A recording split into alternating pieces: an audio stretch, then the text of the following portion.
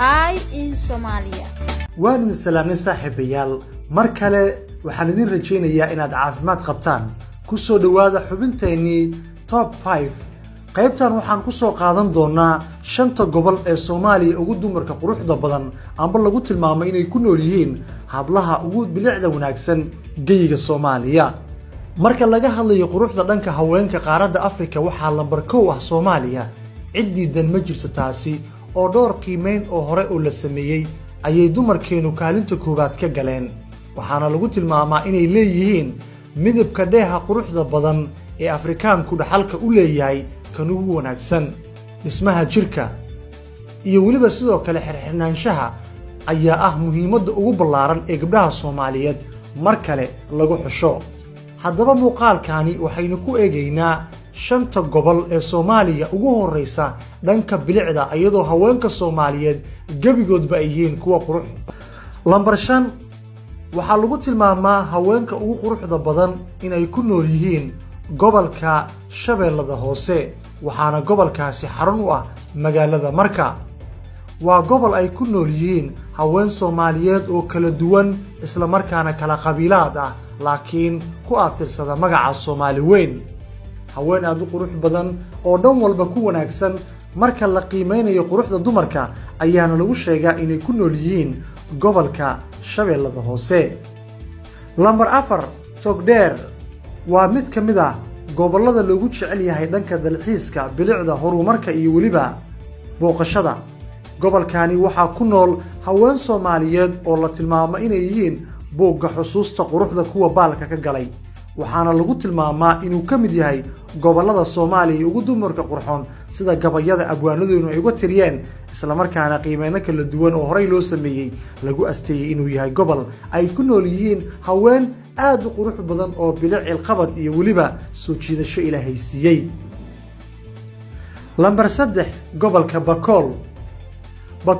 waa gobol kamid ah gobolada ugu dumarka wanaagsan dalka Soomaaliya waxaana la aaminsan yahay inay ku nool yihiin haween qurux badan oo leh midabka dheeha quruxda badan ee Soomaalida lagu yaqaano dumar jalaqsan aad u wanaagsan ayaana laga helaa gobolkani Bakool waa mid kamid ah gobolada Soomaaliya ugu wanaagsan dhanka dumarka bilicda iyo waliba sidoo kale ilqabadka waxaana dhowr jeer oo horey loo tilmaamay in Bakool uu ka mid yahay gobolada ciyaarta aan ahayn dhanka quruxda iyo waliba soo jiidashada haweenka Soomaaliyeed lambar 2 waa gobolka Hiiraan waxaa magaalo madax u ah magaalada Beledweyne waxaana gobolkan uu ka mid yahay gobolada ugu wanaagsan dhanka haweenka waxaa lagu sheegaa amba lagu tilmaamaa inay ku sugan yihiin haween aad u qurux badan sootii abwaanku beerula ku tilmaamay gobolada Soomaaliya ugu dumarka wanaagsan haweenka ku nool oo ah kuwa kala dhaqan iyo waliba qabiilo duwan ayaa haddana waxay ka midaysan yihiin bilicda ilqabadka iyo waliba soo jiidashada quruxda magaalada Beledweyne waa magaalo aad u ballaaran oo haween badan ay ku nool yihiin laakiin waxay astaan u tahay marka laga hadlayo quruxda hablaha Soomaaliyeed taasi oo la sheego magaalada Beledweyne inay tahay magaalo aan ciyaar ahayn marka laga hadlayo quruxda iyo ilqabadka haweenka ku nool Soomaaliya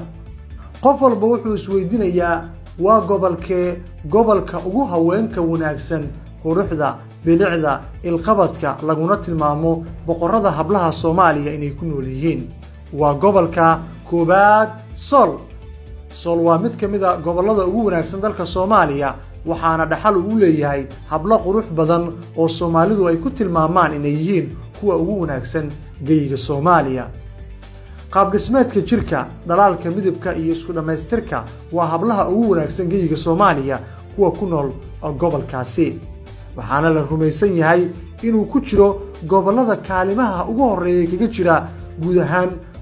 qaaradda Afrika marka Soomaalidu qurux la soo qaadana waxay sheegataa inay leeyihiin hablaha ugu wanaagsan qaaradda Afrika laakiin gobolka Sool ayaa kaalinta koobaad si ah waana gobolka ugu haweenka wanaagsan dalka Soomaaliya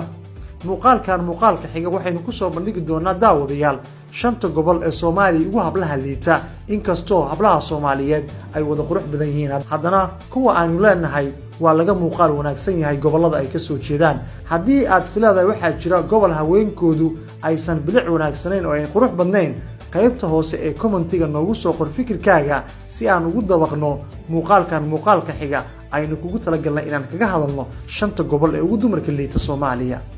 waad mahadsantihiin mar kale haddii aad ku cusub tahay channelka in Soomaaliya subscribe gambaleelka riixsi muuqaaladaynu ay kugu soo dhacaan. mahadsanid.